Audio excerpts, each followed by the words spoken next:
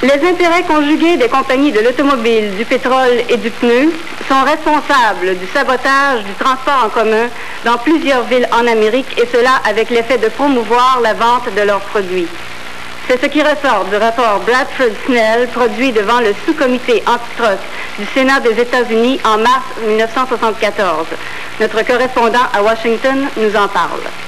Selon le rapport Snell, plus de 100 systèmes de tramway dans 45 villes sont disparus au profit des automobiles GM.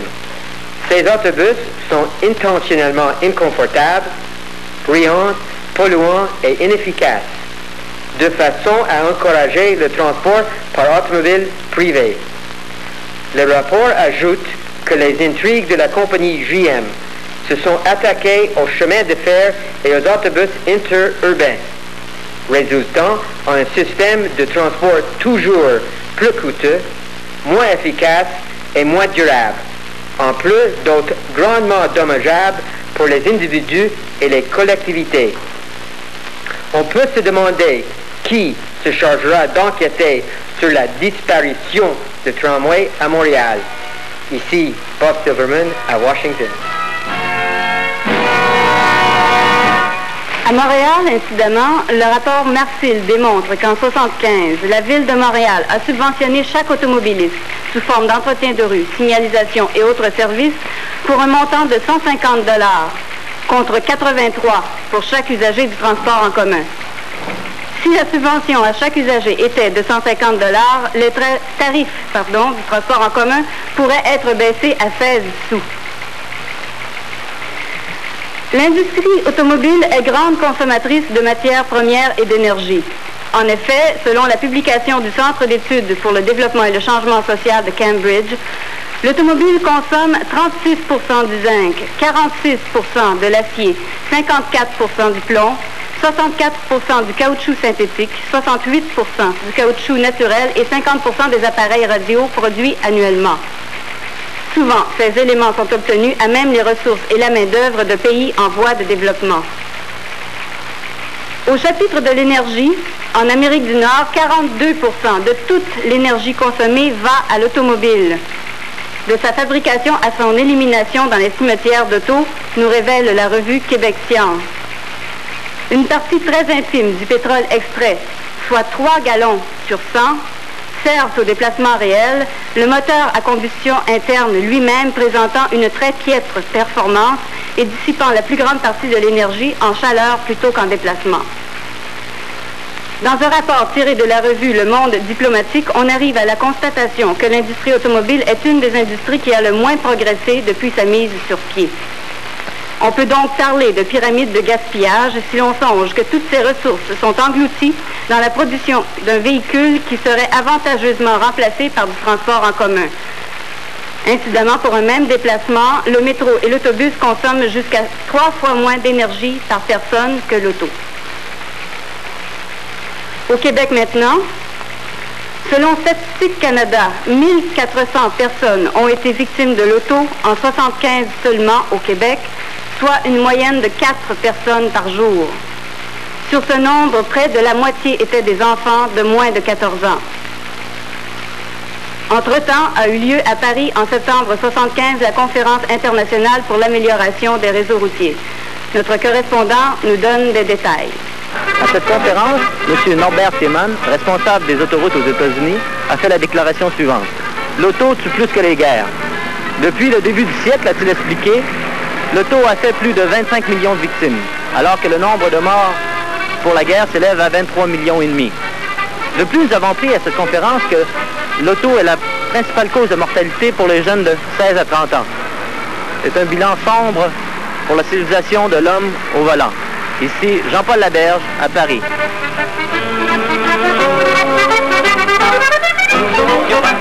Toujours au Québec, l'achat d'une automobile constitue un facteur majeur d'endettement pour les familles québécoises.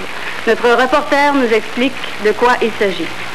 C'est du moins une conclusion qui se dégage de l'enquête effectuée par CROP pour le compte de la Fédération des ACEF.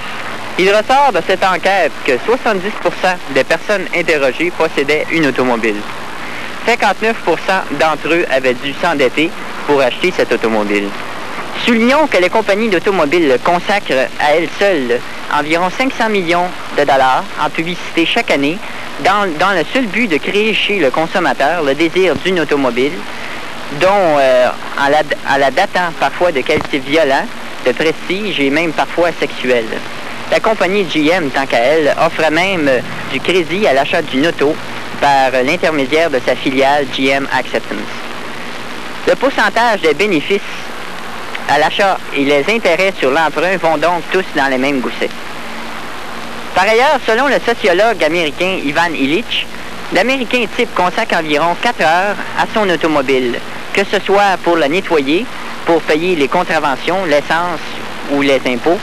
Au bout du compte, en 1 heure de trajet, l'Américain moyen fait 3,6 000. Ici Louis Dorion, à Montréal. Sur la scène métropolitaine maintenant, le docteur Michael Grossman de l'hôpital Mont-Sinaï a déclaré que si 14% des Montréalais souffrent de troubles respiratoires, ce pourcentage se hausse à 19% dans le centre-ville, là où la pollution par l'automobile atteint des proportions impressionnantes. Le docteur Grossman se dit surpris d'obtenir des résultats si élevés pour Montréal. Mentionnons que dans le centre-ville, l'automobile est responsable de 46% des oxydes d'azote, de 63% des hydrocarbures et de 95% du monoxyde de carbone. Un fait à noter, en Californie, durant la crise de pétrole de l'hiver 74, on a pu constater une baisse significative dans le nombre des maladies pulmonaires. Toujours à Montréal, l'automobile accapare de plus en plus d'espace dans le centre-ville. Depuis 10 ans, l'espace alloué au stationnement a gagné 1,5 million de pieds carrés, tandis que l'espace alloué au logement a été réduit de 1 million de pieds carrés. À ce jour, 50% de l'espace au centre-ville a été absorbé, dis-je, par les besoins de l'automobile, que ce soit en route ou en stationnement, alors qu'on ne cède que 3% du centre-ville aux espaces verts. Notre reporter à Montréal nous en parle. Après les scandales de la Maison Radio-Canada qui a délogé 2000 personnes pour son stationnement et de l'autoroute Est-Ouest qui a expatrié 10 000 personnes, c'est maintenant au tour du concessionnaire de GM, Claremont Motors, qui menace de démolir 48 unités d'habitation en bonne condition, alors que sévit une crise du logement à Montréal. M. Claremont déclare qu'il n'a d'autre choix que de se conformer aux normes de surface de vente de la compagnie, sans quoi il est menacé de perdre sa franchise. À Montréal, la destruction du tissu urbain a des retombées graves sur la conservation de notre patrimoine, la sauvegarde de la vie de quartier et la conservation de nos espaces verts. On se demande quand les dirigeants municipaux mettront fin à cette érosion. Ici Jules Leclerc, à Montréal. Dans son rapport de juillet 1975, la Commission d'aménagement de la communauté urbaine de Montréal souligne les effets néfastes du bruit sur la santé des citadins. Notre reporter nous en donne les grandes lignes. L'ambiance bruyante du milieu urbain est source d'irritabilité constante.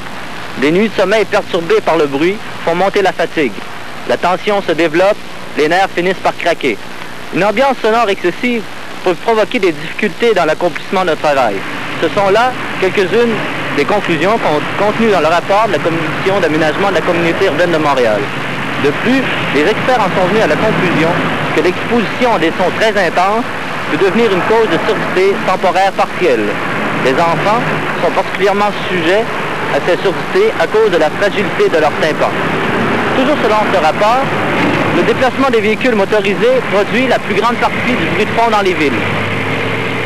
Il incombe au gouvernement de Québec et d'Ottawa de rendre plus restrictives les normes de construction des voitures et d'en surveiller l'application. Ici Jean-Paul Laberge, à Ville-Saint-Pierre.